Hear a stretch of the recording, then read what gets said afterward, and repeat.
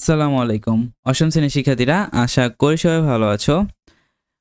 আজকের ক্লাসে আমরা তোমাদের চতুর্থ অধ্যায় বাংলাদেশ ও বিশ্ব পরিচয় বইয়ের চতুর্থ অধ্যায় নিয়ে আলোচনা করব। আর তোমাদের সাথে আছি এম এডুকেশন আওয়ার চ্যানেলের পক্ষ থেকে আমি তোমাদের আবির স্যার। তোমাদের বাংলাদেশ ও বিশ্ব পরিচয় চতুর্থ অধ্যায়ের নাম হচ্ছে বাংলাদেশের অর্থনীতি। এই অধ্যায়ে যে সৃজনশীল প্রশ্নটা আছে সেটা নিয়ে আলোচনা করব। তোমাদের সকলের কাজ হচ্ছে অধ্যায়ের রিডিংটা ভালোভাবে পড়বা। তো আমি তোমাদের রিডিংটা পড়ে সময় নষ্ট না করি আমি তোমাদের ডিরেক্টলি সৃজনশীল প্রশ্নের উত্তরের মধ্যে চলে যাই। দেখো সৃজনশীল প্রশ্নটা কি লেখা আছে। সৃজনশীল প্রশ্নটা হচ্ছে, মিস ওশিন গবেষণার কাজে তথ্য সংগ্রহের জন্য জাপান থেকে পার্শ্ববর্তী একটি উন্নয়নশীল দেশে আসেন। তিনি পর্যবেক্ষণ করেন যে দেশটির জনগণ তাদের অবস্থার উন্নতির জন্য নানা প্রচেষ্টায় নিয়োজিত। দেশটির অভ্যন্তরীণ বার্ষিক আয়ের পরিমাণ 10,000 কোটি মার্কিন ডলার। এই বছরে দেশের প্রবাসী নাগরিকের পাঠানো রেমিটেন্সের পরিমাণ 5,000 কোটি মার্কিন ডলার। দেশটির বর্তমান জনসংখ্যা প্রায় 15 কোটি। সরকার দেশটির চাষাবাদে যান্ত্রিক পদ্ধতির প্রয়োগ, প্রযুক্তির ব্যবহার, শিল্পের হার বৃদ্ধিতে গুরুত্ব দিচ্ছে। ওকে, দেন ক নম্বর প্রশ্নটা হচ্ছে, দেখো 2009 সালে বাংলাদেশের সাক্ষরতার হার কত ছিল? খ নম্বর হচ্ছে জাতীয় আয় ধারণাটি ব্যাখ্যা করো। ওকে, তো ক নম্বর প্রশ্নের উত্তরটা দেখো তোমরা। 2009 সালে বাংলাদেশে সাক্ষরতার হার ছিল প্রায় 54.8%। ঠিক আছে, 54.8%। আর খ নম্বর প্রশ্নটা কি? জাতীয় আয় ধারণাটি ব্যাখ্যা করো। তো দেখো, কোনো একটি নির্দিষ্ট সময়ে সাধারণত এক বছরে একটি দেশের উৎপাদিত দ্রব্য এবং সেবাসমূহের মোট মূল্যমানকে ওই দেশের জাতীয় আয় বলে। অর্থনীতির দৃষ্টিভঙ্গিতে জাতীয় আয়ের উল্লেখযোগ্য খাতগুলো হলো কৃষি, বনজ, মৎস্য, শিল্প, খনিজ, বিদ্যুৎ, গ্যাস ও পানি নির্মাণ শিল্প, পাইকারি ও খুচরা বিপণন, হোটেল, রেস্তোরাঁ, পরিবহন ও যোগাযোগ, ব্যাংক, বীমা, ব্যবসা বাণিজ্য প্রভৃতি। এগুলো হচ্ছে কি জাতীয় আয়। তারপর দেখো, উদ্দীপকে উল্লেখিত দেশটির জনগণের মাথাপিছু আয় নির্ণয় সহ পদ্ধতিটি ব্যাখ্যা করো। আচ্ছা, তো আমরা এখন মাথাপিছু আয় নির্ণয় করবো।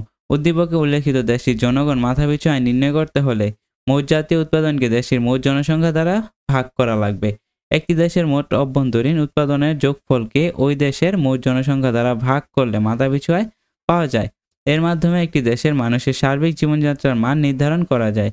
যে দেশের মাথাপিছু আয় যত বেশি, সে দেশের জনগণের জীবনযাত্রার মান তত উন্নত এবং অর্থনীতি তত বেশি সমৃদ্ধ। উদ্দীপকে উল্লেখিত দেশটির ক্ষেত্রে দেখা যায়, দেখো মোট আয় হয়েছিল ওনাদের কত, মোট জাতীয় উৎপাদন দেখো কত, প্রথমে 10,000 হয়েছিল, পরে কত 5,000, মোট কত 15,000 কোটি মার্কিন ডলার বা কত 15 কোটি মার্কিন ডলার। ঠিক আছে, আর জনসংখ্যা হচ্ছে 15 কোটি আর তাদের আয় হচ্ছে 15,000 কোটি।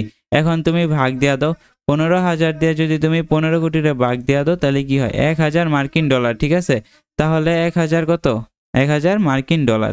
যদি হয় 1,000 মার্কিন ডলার, তাহলে দেখো কি হয়, 1,000 মার্কিন ডলার মাথা পিছু হয় কত হয়? 1,000 মার্কিন ডলার। তো আমরা কি করলাম, মোট জাতীয় উৎপাদনকে আমরা ভাগ দেওয়া দিছি 15 কোটি দিয়া। ঠিক আছে, তো 15 কোটি দিয়ে আমরা ভাগ দেওয়ার পর আমাদের মাথা পিছু আয় আসছে কত? 1,000 মার্কিন ডলার। ওকে, দেন গ নাম্বার প্রশ্নের মধ্যে আসো। উদ্দীপকে সরকারের নেওয়া উদ্যোগের মূল লক্ষ্য কর্মসংস্থান সৃষ্টি। কি বৈষম্য দূর করতে পেরেছে কিনা তা মূল্যায়ন করো।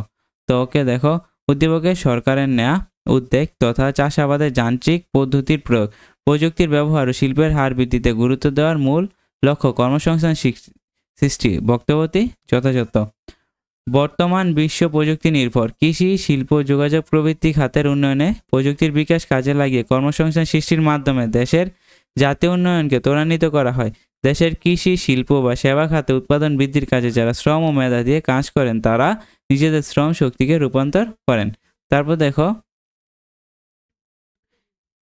কৃষি নির্ভর অর্থনীতিতে বিদ্যমান এমন দেশে চাষাবাদে যান্ত্রিক পদ্ধতির প্রয়োগ, প্রযুক্তি ব্যবহার, শিল্প কারখানার সংখ্যা বৃদ্ধি পেলে অনায়াসে কর্মসংস্থান সৃষ্টি হবে। ফলে প্রযুক্তি ও শিল্প খাতের নতুন কর্মসংস্থানের মাধ্যমে অনেক মানুষ জীবিকা নির্বাহ করতে পারবে। উদ্দীপকে দেখা যায় উল্লেখিত দেশটির সরকার দেশটিতে কর্মসংস্থান সৃষ্টির লক্ষ্যে চাষাবাদে যান্ত্রিক পদ্ধতির প্রয়োগ, প্রযুক্তির ব্যবহার ও শিল্পের হার বৃদ্ধিতে গুরুত্ব দিচ্ছে। কেননা প্রযুক্তি নানামুখী ব্যবহার ও শিল্প খাতের প্রচুর কর্মসংস্থান সুযোগ করে দিয়েছে। পরিশেষে কি বলা যায়?